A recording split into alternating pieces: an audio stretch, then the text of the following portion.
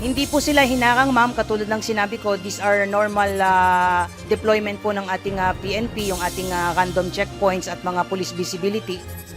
Walang maipakitang papeles at special permit ang isang private utility vehicle sa Bacoor, Cavite at 3 sa Bulacan kaninang umaga. Ayon kay Philippine National Police Public Information Office Chief Police Colonel Jean Fajardo, dumaan ang mga ito sa checkpoint kaya't sila ay nasita. Kaya sa halip na matiketan, minabuti na lang nilang huwag nang tumuloy. Hinanapan po sila ng LTO po ng special permit dahil yung prangkisa po nila ay out of line. So lalabas po sila doon sa kanilang linya ng prangkisa po nila. So nung hinanapan nga po sila ng special permit ay wala po silang napakita. So yung 3 jeep po na ito ay hindi na po tumuloy kaysa matikitan po sila. Base sa huling tala ng PNP, nasa 151 na public utility vehicle ang sumama sa protesta. Nagtalaga naman aniya sila ng nasa 5,013 na PNP personnel na magbabantay para sa seguridad.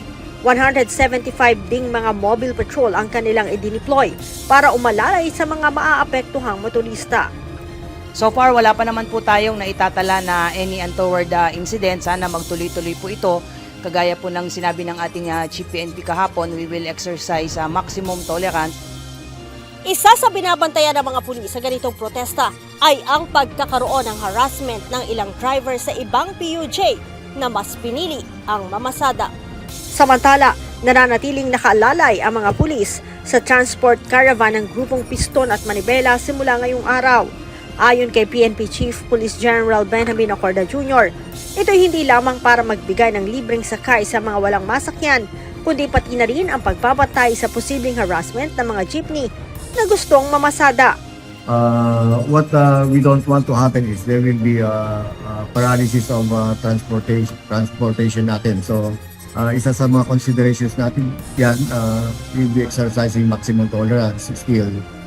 But definitely, not to the extent naman na ma-hamper yung normal activities natin sa areas na pagdadausan nila.